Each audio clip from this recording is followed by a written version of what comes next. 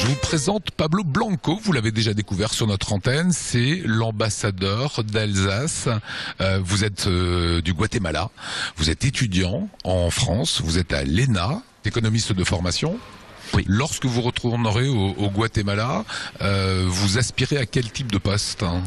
Étant donné que je ne suis pas fonctionnaire, j'aspire bien sûr à la haute fonction publique dans mon pays et j'envisage notamment le ministère de l'économie, le ministère de l'environnement, de l'énergie et aussi le ministère des affaires étrangères. Ça, c'est dans le sens où je pourrais éventuellement rentrer dans la fonction publique de mon pays. Mais aussi, il y a beaucoup d'opportunités aussi dans le privé, dans la société civile, où je pense que je pourrais aussi travailler. Alors vous êtes un des ambassadeurs d'Alsace, ça veut dire que quand vous retournerez dans votre pays, vous défendrez notre région alsacienne?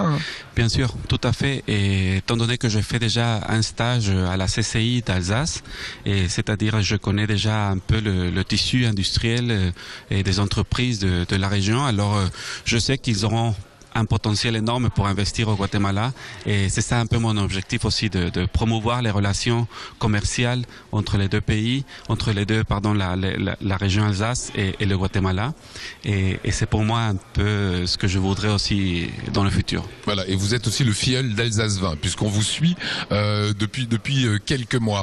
Quelle est l'image que vous aviez de l'Alsace avant d'arriver ici? Avant d'arriver, j'avais une image qui était une région très froide. Je voyais une ville très à l'international, le cas de Strasbourg, et la région d'Alsace je connaissais très peu, c'est-à-dire j'avais déjà écouté un petit peu de Colmar, de Mulhouse, mais j'avais pas eu l'opportunité de connaître. Voilà, vous connaissiez le football par Chilavert qui avait été le goal du Racing Club de Strasbourg. Voilà, vous aimez bien le foot, je crois. Hein. J'aime beaucoup le foot. J'ai joué pendant ma jeunesse au football et je savais qu'il y avait une équipe de football assez importante en France il y a quelques années, ouais. Et que Monsieur Chilavert et aussi quelques joueurs d'Amérique latine ont déjà passé par ici, notamment des joueurs argentins. Et c'est aussi pour moi une question importante parce que je sais que le club a eu des bons joueurs au bout d'un moment. D'où vient cette facilité pour le français?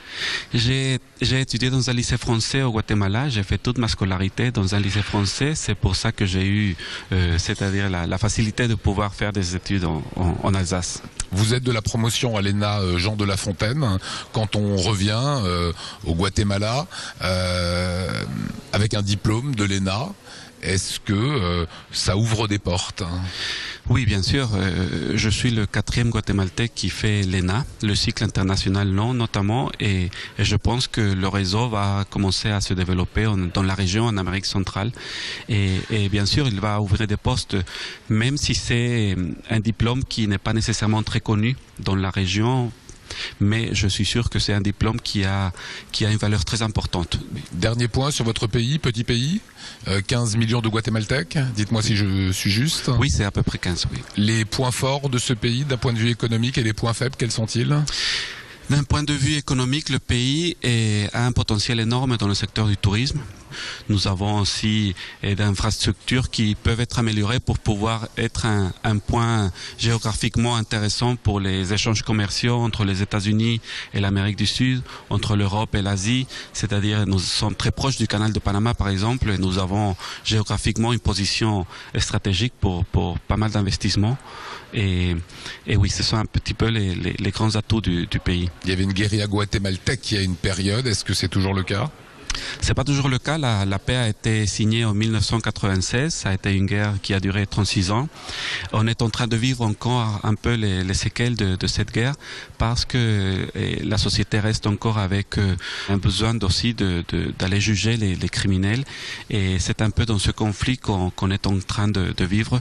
La société est polarisée, elle est divisée dans ce sens. Mais c'est clair qu'on a un grand effort à faire pour pouvoir avancer dans la démocratie.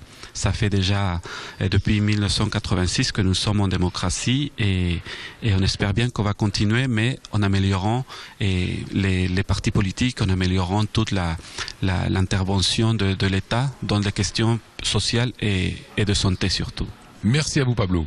Merci à vous. Merci à vous. Longue route à cet ambassadeur de l'Alsace dans son pays et le filleul d'Alsace 20.